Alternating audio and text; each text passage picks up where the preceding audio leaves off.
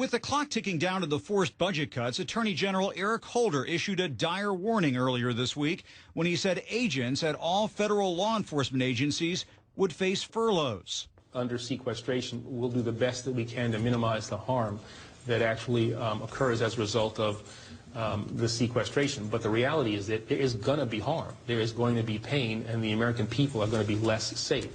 Iowa Republican Senator Charles Grassley immediately said he wasn't buying it.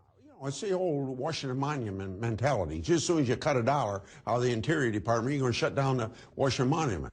Grassley points to this recent Government Accountability Office report, which found that attorneys general and FBI directors have been flying on pricey government aircraft for years.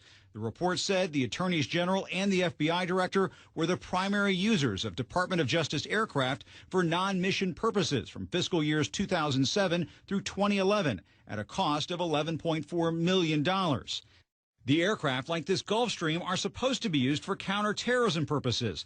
But the report found for the 4-year period, 56% of the flights were used by the Attorney General at the time for business travel, while 41% were for personal trips. The report covers not just current Attorney General Eric Holder, but some of his successors, Michael Mukasey and Alberto Gonzales from the Bush administration. It's really worse when you have this situation where they're complaining about because of sequestration, they're going to have to lay off FBI agents. Grassley notes one flight taken by Holder in November 2010 on the Gulfstream cost the government nearly $16,000. But Holder was only required by law to reimburse the government for $420. The Justice Department and the FBI say the first priority for the aircraft is always counterterrorism, adding in a joint statement, the report makes clear that the overwhelming majority of travel, although termed non-mission travel by the report, has been for official business travel. Other senators complain the Pentagon shouldn't be cutting back on critical programs when its taxpayer-funded TV channel is producing workout shows.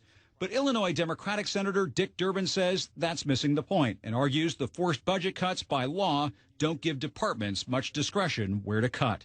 Well, I can tell you, it's never that simple, and they know it.